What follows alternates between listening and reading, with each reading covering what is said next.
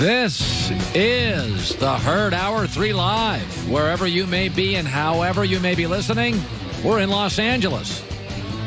iHeartRadio, Fox Sports Radio, FS1. Joy Taylor is joining me in 30 minutes. Heavyweight champ of the world, Deontay Wilder. For the first time in his life, he'll be on a show, and he won't be the biggest person on the show. That's Andrew Whitworth. Great to have you in today. By the way, Urban Meyer is no longer the coach at Ohio State. As we broke the story 2 weeks ago on this show, Urban Meyer would be retiring either after the Big Ten championship game or after the Rose Bowl, and it will be the Rose Bowl, a game that he has great affection for. He wants the coach in. They'll be favored by about a touchdown, I imagine, over Washington. It should be about that. I think Ohio State will win that football game. It's a good time to leave. He's 4 for 4. He's won 4 different places, so Urban Meyer is going to be replaced by Ryan Day. Good news for Michigan. He was 7-0 against Michigan. He won 90% of his games in the Big Ten, and outside of Nick Saban, he's the best coach in the history of college football. And some would argue he's better than Nick because he's done it 4 times. You could make that argument, certainly. So Urban Meyer is done at Ohio State. Coming up in 15 minutes, Tony Gonzalez and heavyweight champ Deontay Wilder. But, look what I'm reading here today. Look what I am reading here today. Aaron Rodgers needs a new head coach. And look what I'm reading here.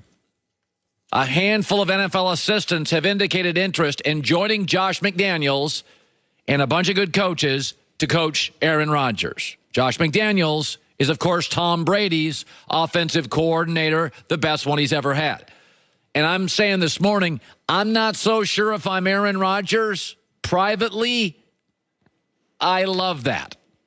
First of all, if Green Bay wins big with Josh McDaniels is going to get a lot of credit.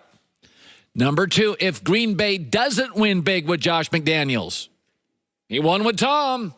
I mean, Tommy won with him. Tommy didn't have great players everywhere. Tommy didn't have a pass rush. Tommy had rebuilt offensive line. Tommy didn't have star wide receivers. Josh McDaniels comes with a lot of trophies accumulated with Aaron Rodgers' nemesis, arch rival. Now remember, Tom Brady has gone on record admitting Aaron has more talent than I do. He said it. He said, boy, in this system in New England, he'd have 7,000 yards a year. Boy, if Aaron Rodgers had the system I had, well, who created the system? Josh McDaniels. So if Tom is admitting that guy's more talented than me, and that guy doesn't win with Josh McDaniels, then what does it tell you? Aaron's not very coachable. Aaron's hard to get along with. Remember this. Josh McDaniels also is the highest paid coordinator. What does money do to men? He also has multiple Super Bowl trophies. What is accomplishments? What do those do for men? As I've told you, people that can be difficult are more difficult. Men with money, trophies, and power. Josh McDaniels has all 3. And by the way, Josh McDaniels ticked off Jay Cutler before he even got to Denver. Josh McDaniels has a strong point of view. He did early. It's even stronger now. So he'll go right back at Aaron Rodgers and be Belichick snarky. We've seen he and Tom Brady get into shouting matches. You don't think he's going to do that with Aaron Rodgers? He done it with Tom Brady. Tom Brady, 8 trips, 5 rings. So this will be now this story is great for the NFL. It's a talking point, and it's great for me. We can track it. That worked with Tom, that didn't, that worked with Aaron. But just ask yourself here. There's a story out today. Jeff Saturday, a former Green Bay teammate of Aaron Rodgers, says that when Aaron would go in the huddle and the play would be called from Mike McCarthy, Aaron Rodgers would roll his eyes at Mike McCarthy's play call. Basically dog him in front of players. How do you think Josh McDaniels going to sit with that? The eye rolling. Because McDaniels will roll them right back. Hey, pretty boy, how many Super Bowl trips? I've been there like 5 times. You finished 3rd in your division. I win mine every year.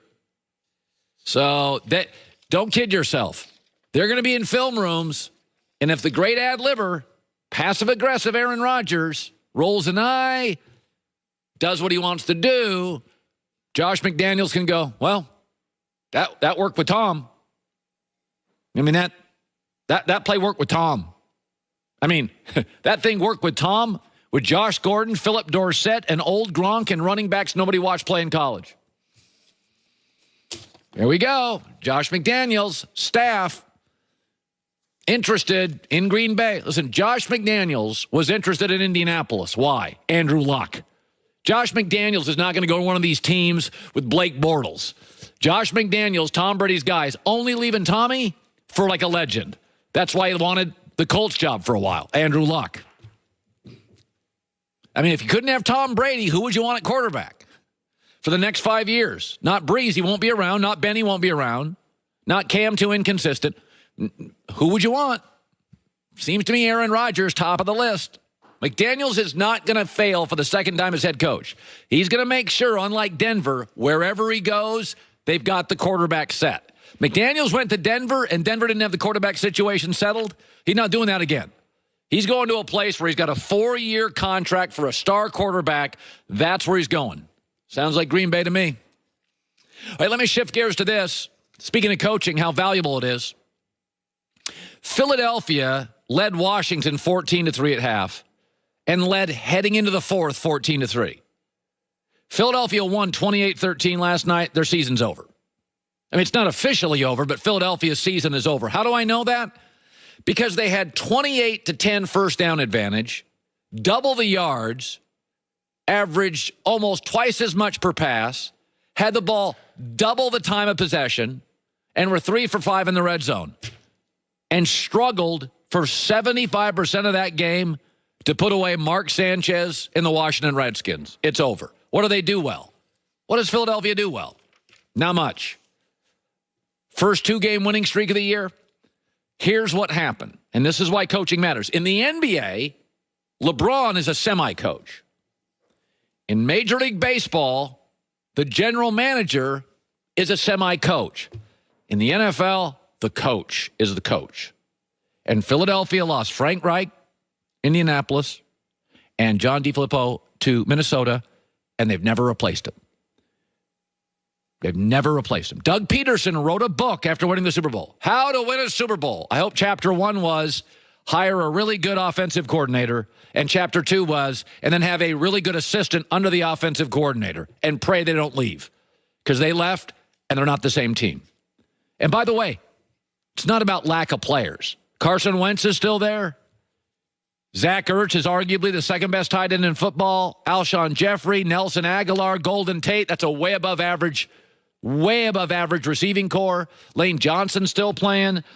Jason Kelsey still playing. And they've scored over 30 one time. Last year, over 12 times. So, here's a prime example. Their entire season comes down to the game against Dallas on Sunday at Dallas. Season's over. If you're struggling with Washington last night at home, season's over. But this is all you need to know about coaching.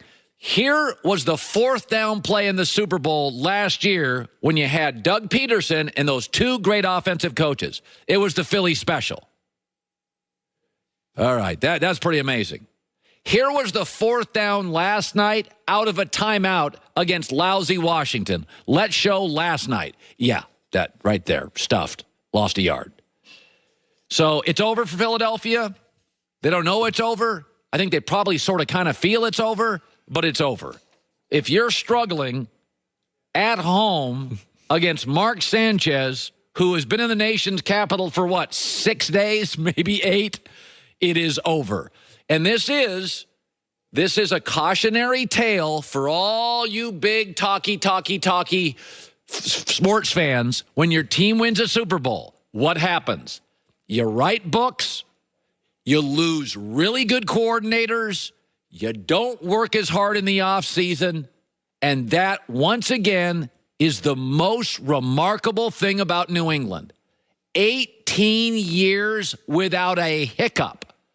The Philadelphia Eagles couldn't go 6 months without screwing it up.